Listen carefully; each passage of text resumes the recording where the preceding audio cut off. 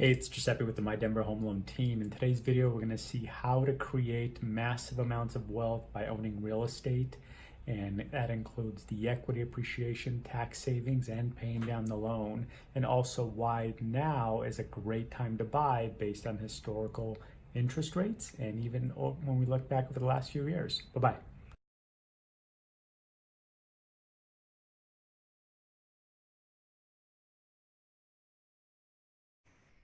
Hey, it's Giuseppe with the My Denver Home Loan team. I hope you're doing great. I saw a great article this morning from Keeping Current Matters, a great real estate blog, just stating that now as of kind of mid 2019, real estate prices are up about 5% over the past 12 months. And so I wanted to put together some numbers here to kind of give you an idea of how this affects your purchasing power, especially if you're renting, and what a great time it is to buy a home right now compared to just a year ago. So here at the top here, we can see this is essentially a rent versus own analysis. So let's say you're paying $2,000 a month in rent.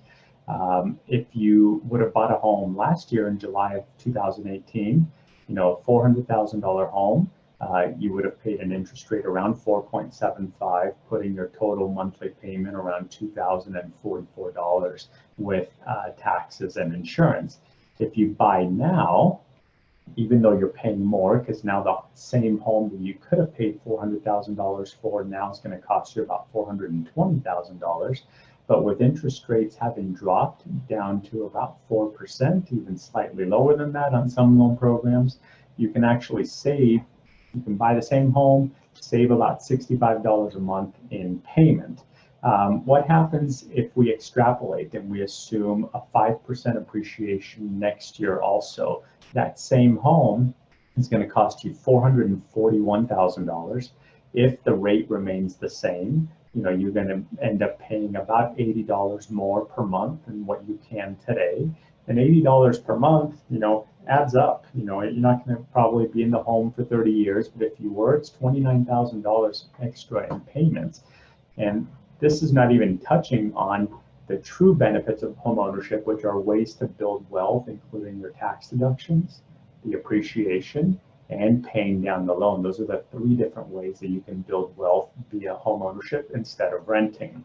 What if rates go up to where they were last year, and now you wait to buy another year, and you pay $441,000 for this home because the value is still going up, but now you're paying a 4.75 rate, you're actually going to end up bumping up your payment to over $2,200. So I wanted to touch on, again, some of the ways that you can and illustrate some of the ways you can increase your wealth by buying a home. And so I'm going to take a couple of these other examples out of here and just clean this up a little bit and just look at renting versus buying a home now. Okay, now in this example, I'm doing 20% down. You don't have to do 20% down. There's loan programs you can buy with 3 to 5%. There's down payment assistance programs that will let you buy with a few $1,000s total out of pocket. But if we look at the different ways, again, that you can grow your wealth in real estate. So let's say that you are essentially, we're just going to look at a short-term horizon, 5 years, okay? So in this example, it's costing you less to own this home compared to renting, $1,980 versus $2,000.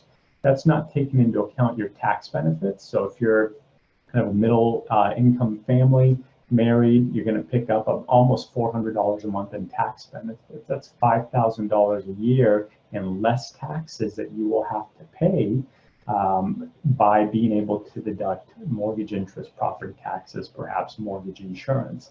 You also, with every single payment, you're paying down the loan $484, which means that's kind of like another way of thinking for savings. So you're going to pay down the loan each month by making your minimum payment, and down the road you owe less, the home value appreciates, and you're going to walk away with significant equity to use on your next home.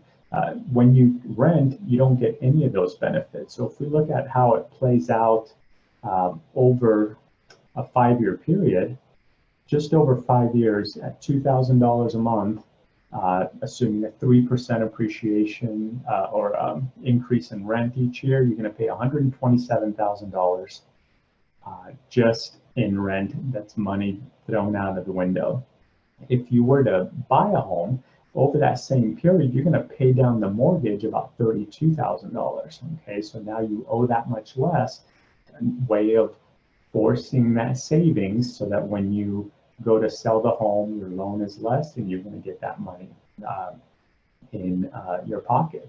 If we look at net worth over 5 years, this is a staggering figure. So net worth would be zero if we're looking just at housing. After you wrote $127,000 in checks, you have nothing to show for it.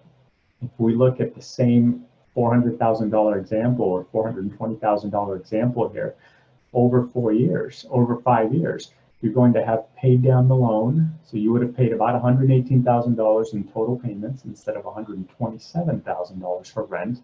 You would have paid down the loan $32,000. You would have picked up about $21,000 in tax benefits, assuming those estimated tax brackets that I mentioned. And so now the home value, if we assume a very conservative historical average, not the crazy average, appreciation we've seen the last 4 or 5 years, if we assume a 3% appreciation, you're going to have your home's value is going to be just shy of $490,000. Your loan balance, because you've been paying it down, is now going to be $303,000, $304,000, which means when you sell the home, you have $183,000 in equity.